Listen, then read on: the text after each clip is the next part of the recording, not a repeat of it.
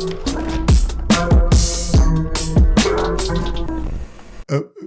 the music journey, man, like growing up in a household raised, raised around a bunch of women. Mm-hmm. Who introduced you to hip hop? Like, how did you actually get into rapping? Actually, I was a Tupac fan, like crazy Tupac fan. I love Tupac.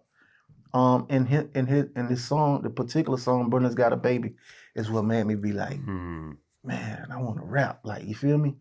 And me and my friend, my childhood friend Max, you know what I'm saying? We just started, trying to rap, and it was a particular dude that was rapping already that we knew, older guy. His name was Derek, but they called him Rock D. But we used to go over his house, and he was actually teaching me how to write bars. Like, you know what I'm saying? A lot of people for a long time didn't know how to write 8 bars or 12 bars or 16 bars. Like, you feel me? And I learned early how to structure songs. Got you. You know what I'm saying? So yeah, that was a big thing for me. And that was the moment that really, made me want to rap. But I didn't take it serious until me coming home from prison my second time. Got you. Now, were you already in prison? Like, were you rapping? What they call it, like the talent shows and shit? Well, no. I was rapping, but I didn't get in no talent shows. But I had a friend from Clearwater in St. Pete, Florida. Ike and Cadillac. Them the two people who gave me my name, Blood Raw. Got you. You know what I'm saying? And Blood Raw is a slang in the state of Florida. Explain it. What's the definition? Like, if I gave it to you in a sentence, it'll be like, I'm gonna give it to you Blood Raw, meaning the absolute truth. True. Got you. You feel me?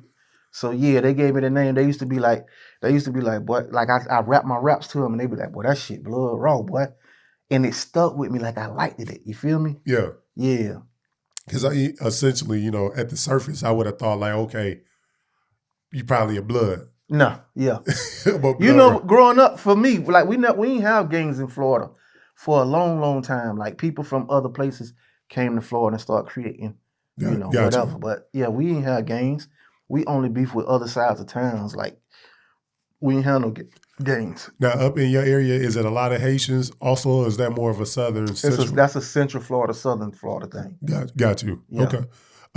So what's that aha moment for you when it's like, I'm actually good at rapping, like starting catching a buzz? Like, at what moment did you realize, like, regionally, people was tapping into Blood Raw? I had these 2 records called My Block Burn featuring Pastor Troy, and then the song Represent.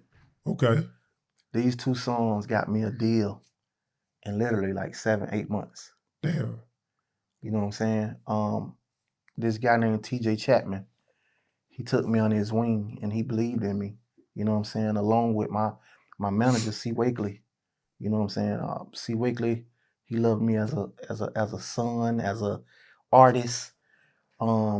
He invested so much time in me and just basically told me, like, bro, like, you got what it takes. You feel me? But you're going to have to leave the streets alone. If you want me to go hard and sacrifice my family, like, you got to leave the streets alone. No, for sure. You know what I'm saying? And that's what I did for the most part. You know what I'm saying? And it was the clarification from the response that they were getting from my music. And I just was a hustler, bro. Like, when I came in the game, I was doing my CDs, from disc makers and stuff like that was already packaged. Yeah. Like, I was buying beats from Lil Jon and producers who were already on. Like, I was getting my records mixed from big time producers, big time engineers like Leslie in Atlanta, like different people who did it for real in the industry level. You feel me? So I never half-stepped with it. You know what I'm saying? And then it was, when I started out, it was me and probably 15, 20 of my homeboys. We was going to Classic, Homecoming. Any event that was going on, we was going. In our cars, jewelry, you feel me? And we was just passing out CDs, having fun, and putting on, you know what I'm saying? Yeah. And I just done it different. Like, I really never asked nobody to play my music. I was trying to build relationships off rip before it was cool. You feel me? Like, I would get the DJ's number and check on them during the week. Yeah. Text them, like, you good, bro? Just checking on you, like, you feel me? Or either come to their city and take them out to eat. You know what I'm saying? Or buy them a jacket or a coat or something. You know what I'm saying? That was, for the DJs. You feel me? I just was doing those type of things, man. And a lot of my relationships started getting stronger. You feel me? And then my buzz started growing. I was dealing with the different promoters like Dog Man Coach Wilson, and you know what I'm saying, different promoters, my boy Jay, and different promoters, that started taking me to the next level. You feel me? Yeah. And I never forget, one night I'm in Dothan, Alabama, and I had a show, and JEEZY Streets Is Watching had just came out. So he had a show at another club. So keep in mind, like you said, Alabama is right by Florida. So I was on fire in Dothan, Alabama. It's only an hour and 20 minutes from Panama City. You feel me? So my show was packed, and JEEZY show didn't really have nobody over there. You know what I'm saying? Yeah. So at this time, he just dropped. So he wasn't really, you know what I'm saying, on fire in Alabama like that. So they left their show and came to my show. You know what I'm saying? Of course, at first, I'm sure that they came to promote, put out CDs or whatever. And they came in. And as they came in and they was coming on stage, my song Represent came on.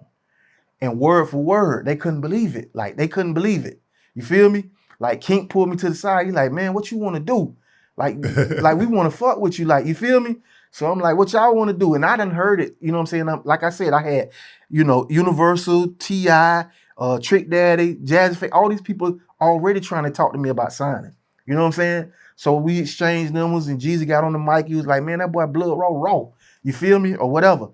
And a couple of days later, me and my one of my friends, who managed the Producers Justice League, his name Chuck, me and him went to Atlanta. We flew to Atlanta to meet Kink and JEEZY. You know what I'm saying? So we sat down and we talked about what we was trying to do. I told him what I was trying to do.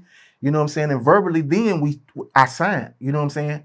And of course, a couple of weeks later, I did the paperwork. Eventually. But yeah, that was the beginning.